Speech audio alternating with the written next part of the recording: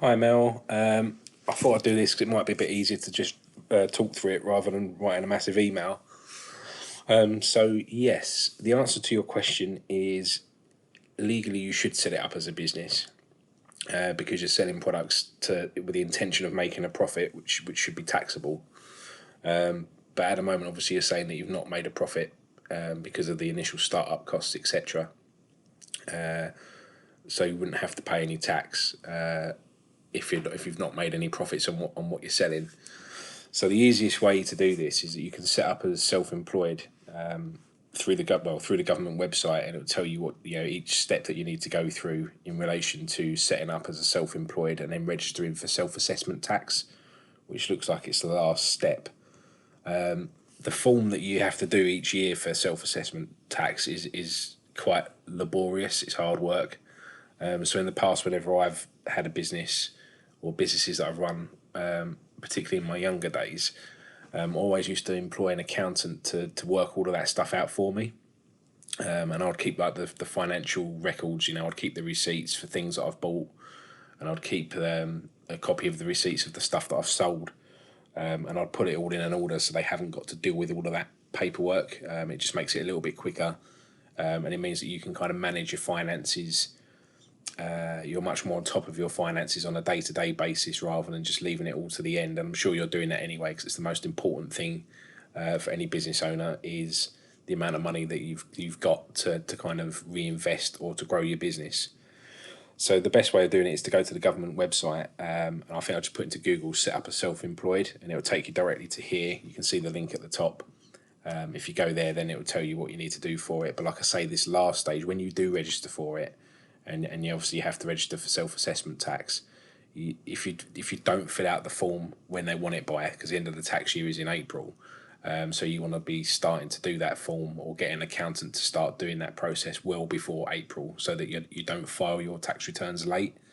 Because if you file them late, it will come with a financial penalty. So that's something that you really kind of need to avoid. But as soon as you set up the business and you register for self-assessment tax, you're then obliged to fill out the forms even if you don't make a profit. I'm talking from experience there because I think I've done it 1 year and I didn't make a profit, and I didn't file my returns because I thought there's no point because I'm not going to have to pay any tax because I didn't make any profit. And then anyway, about 6 months later, I got a huge fine come through the door, and obviously I rang them up and discussed it and everything else, and they were okay. But you don't want to rely on that. This was like sort of 5 or 6 years ago, so just to give you a little bit of a hint there, stay on top of it, especially when it comes to the inland revenue because they're ruthless. I took some notes down of things that I kind of wanted to just talk to you about in relation to helping you with your business. So the first bit, hopefully I've answered that question for you to help you set up the business in the first instance. And the next kind of thing I was thinking about is, what is your plan for the business? Where do you see yourself in a year's time, 2 years' time, 3 years' time? What's the end goal for you? And hopefully you would still remember how to do a cash flow forecast so you can kind of work out what your projected incomes and expenditures are on a month by month basis, and you can use that as target setting to say, right, well, this month I know that I need to sell 20 or 30 different items in order to hit my financial targets. If you want, I can run through that with you again at another time if that's helpful. And I was also thinking about the actual business model that you're doing. I like it, and I think it's good, and I think people will buy into it because sweets are popular, etc. But have you thought about doing it as like a subscription service or offering that as an optional extra to say that if you pay, I don't know, £5.99 a month, like a mobile phone contract or a gym membership, etc., then every month, or you could do it weekly. You could say, well, it's £2 a week, that's £8 a month. They sign up to you for a year or whatever. It can be used as a gift, as a gift for someone else, and you say that you get a selection of surprise sweets, so you don't know what you're going to get, but each month it would be different. And that could be used as a really kind of good gift that someone might buy for someone else for a birthday or an anniversary, etc., or Mother's Day, whatever other occasions you can think of, really. Because like the membership model, the subscription service model is becoming increasingly popular amongst businesses.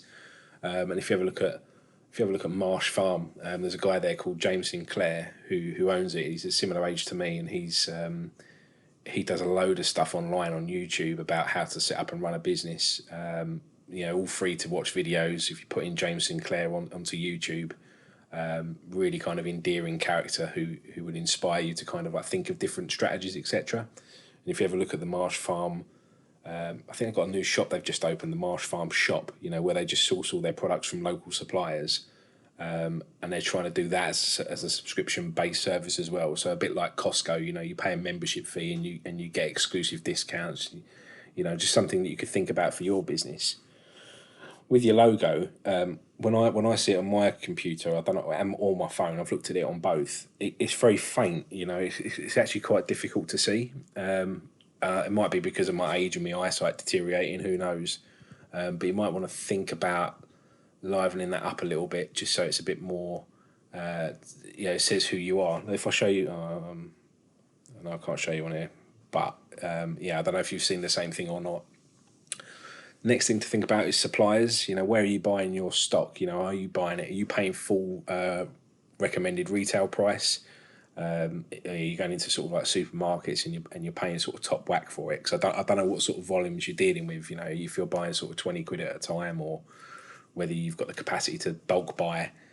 Because the more you buy of something, the cheaper the unit cost becomes, and that's called economies of scale. There's also another company in the South End that do these kind of, see if I can find them. They're called Sweet Cheeks Trees, I think. Let me just see if I can find them on here. Sweet Cheeks Trees.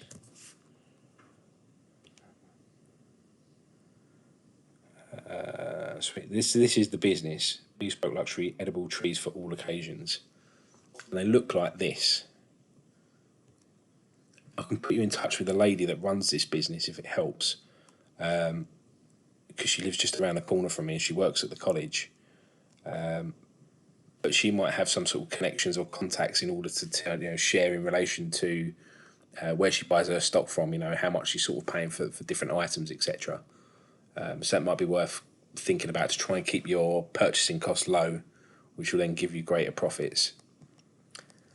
What else did I have on here? Packaging. So like the packaging could be made a bit more unique. Maybe if you can get it, because I know like Ferrero Rocher do it, don't they? Where they sell little Ferrero Rochers in one massive Ferrero Rocher. If you could do something like that would be really good. Or if you could just make your packaging stand out so it's different from everything else. But obviously you've got to think of how you're going to get it to the customer. How durable is it? Would it fit through a letterbox? Does it affect the cost of postage, etc.? There's all those sort of variables that you've got to think of. But, it might be worth having a look at Mr. Sim's website, see what kind of things they do. And I've kind of got it on here. I'm pretty sure you can order online if you wanted to. You can order custom products or whatever. Might even be worth speaking to them, see if they can do, I think there is one in Rayleigh as well. You can speak to them and see if they're doing any sort of bulk discount for you, etc. But you kind of maybe have a look at the packaging and see if you can make that a little bit more unique so you stand out from a lot of the other companies that do a similar kind of thing. You could even venture into hampers, themed hampers. And I've also got it down here, is that B2B sales, why not sell to, rather than just targeting individual customers, you could sell to businesses as well, as like where they could buy your product as a reward for employees or appreciation for a customer, etc. Lots of businesses do it, to kind of keep their customers or their suppliers, to say that we're happy with what you're doing. Please accept this small token from us as gratitude for our, for the effort that you're putting into us as a business. So it's something you can think about as well, as not just relying on B2C, business to consumer sales where you're trying to sell to individual people, but trying to sell to larger businesses where they might order sort of 50 plus sort of items from you, which will again increase your profits. And at this moment in time, I ordered some bunting on Friday, I think it was, for the boys' room. And it arrived today, and in it there was a personalised hand note written in there from the person that sold it to me. I think I bought it off of eBay from like one of the online shops there. Just saying, thank you so much for your custom. It's really appreciated in these really sort of difficult and uncertain times. Just to let you know that the money that you've paid us is, you know, helping to support our family sort of thing. I don't think he said exactly that, but it was kind of along those lines where I think actually that's a good purchase. I'm happy that I've made that because, you know, it was convenient. I went online. I didn't have to leave the house. I ordered it on Friday. It arrived today. So I was happy with the speed of service. The product was exactly what I wanted. There was no damages. It was all packaged fine. You know, it's just a nice little personal touch which you wouldn't get from anywhere else. And I think you're trying to be that kind of business where you've got the personal touch that comes with it. So maybe doing like a personal handwritten note on some nice sort of colourful paper that reflects your brand maybe could be something for you to think about. And videography, I've put that on here, and I know you started to do it because I looked at some of your videos on Facebook where you're showing the customers what they're buying. I think they need to see you. I think they need to see your face. I think they need to see how you're making the stuff. Obviously, put a mask on and all the rubber gloves and all of that because people are going to be paranoid about the whole coronavirus situation. So if they are going to buy from you, they're going to want to know that it's hygienically been sort of managed properly. You know, and you've got an endearing personality, so people will buy into what you're trying to achieve. You know, sell the vision. You know, what is it you're doing? You started this business up at a critical time. You know, a little bit of a story, maybe a little sort of 2-3 minute video, just saying about who you are, what you're doing, and how your business can kind of help other people or satisfy their need for the product that you're selling. I know you mentioned about the legal information. Of course, that's going to be important because you're dealing with food, you know, and allergies, calories, and diabetics, and all of that kind of stuff that you need to kind of think about. And if you're making products that are lots of different flavors, like a pick and mix, you'll need to have, you know, for every item that's in there, I'm sure you've got to have stuff in there in relation to the ingredients, the nutritional value, you know, the red, amber, green rating factors, you know, of what you're buying, so that people know what they're consuming, etc. So that's probably going to be really important. And the best kind of people for finding out that information is either through business networks like the Institute of Directors or the Chamber of Commerce, or even probably the best one, better than them, is if you go to the bank. You know, I don't know who you bank with, but I know that with NatWest, I think it's NatWest, or was it one opposite the college? Maybe it's Lloyd's, but I think they probably all do it, is when you go in there, you can say, have you got a fact sheet on starting up a sweet business? And they've got tens of thousands of fact sheets for anyone that's looking to set up a new business, and it tells you all of the kind of legal stuff that's associated with it. So it might be worth speaking to them over the phone or going online and seeing on their website to see if they've got any fact sheets about setting up a business like that. And the other thing is, and maybe this is what you could put into your products that you're selling, you know, into the boxes. Now, this was a business that a student set up a few years ago with me, and she done a hamper business whereby you could customise your hamper. So step one is you'd pick your basket. Step two, you could select the items from the extensive range of what she was trying to do. So it could be wine, it could be cheeses, it could be biscuits, it could be chocolates, it could be a mixture of all of it. So you customise your hamper with whatever it is she's selling, and then you can have your own sort of colour ribbon put on it, and a personalised message written on behalf of the person that's buying it. So this tells you exactly what the business does. And then she goes on to talk about her ethical code of conduct, you know, why the business is ethical, which is kind of good PR, and people like to be associated with good ethical companies. The logo was quite powerful, it fitted in with, you know, the colour that she chose for the background was really kind of good, and she had sort of contact information, etc.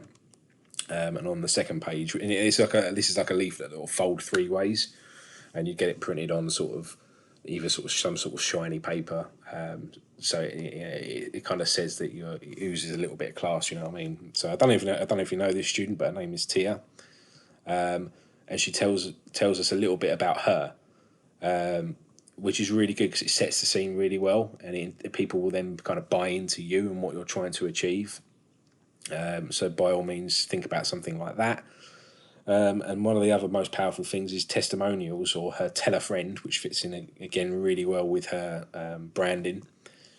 She offers an incentive or something called a call to action, that if you do this, you get 25% off of your next order. So it encourages people to then go out and recommend your business. You know, there's nothing sort of better than having testimonials from other people or customers that you can use within your marketing. because that in itself, you're going to be biased because it's you and it's your business, and you're going to say that we are a really good business. Please buy from us. That's all great, but it means so much more when it comes from people that aren't you. They come from friends, etc. So if you can get that on Facebook, or you can get it in your marketing literature, that's also really good too. And then she just talks about her values as a business, is that she's saying that you get value for money and that you get customer satisfaction. So she's not saying that she's necessarily going to be cheap. She's saying that our business is positioned in the market to give you some sort of value for money. So you're going to be spending a lot of money, no doubt, on a custom made hamper, and we feel, or she feels, that the customer would get value from it. So it's probably well worth doing something like that if you can. This was just designed on Publisher. I helped to do it, so it's not too bad to do at all. I think that's it. I think I've covered most of the points I was going to talk about. Oh, in relation to your last, one of the first points you made, I should have talked about this at the start. You'd only pay, your tax band will only change if the two salaries that you have got exceed the band threshold. So at the moment on here, no one has to pay, or the standard rate is that no one has to pay tax if they earn anything up to £12,500. All right, so my other half is obviously a police officer, and she's working part-time because of the kids, so she earns, I think it's just below that, so she pays no tax.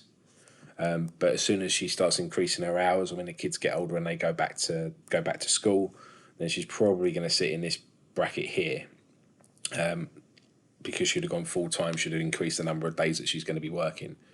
So I don't know what salary you're on, but if let's assume it's sort of 25,000, if you're earning £25,000, you'll be paying 20% tax on the difference between that and the 25,000. So they say 22,500, just to make the maths a bit easier.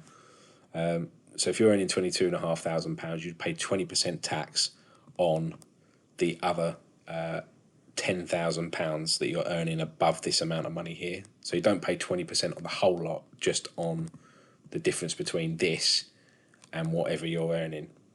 So if you've got a second job and you're earning, say, £10,000 a year, then that will take you to a total earnings per annum of 32,500. Then you're still going to be in this bracket here. All right, it'll only change when you go over £50,000, whether you're doing one job or two jobs or three jobs. Hopefully that's helped. Let me know what you think, and I'll look forward to speaking and seeing you soon. Right, bye bye.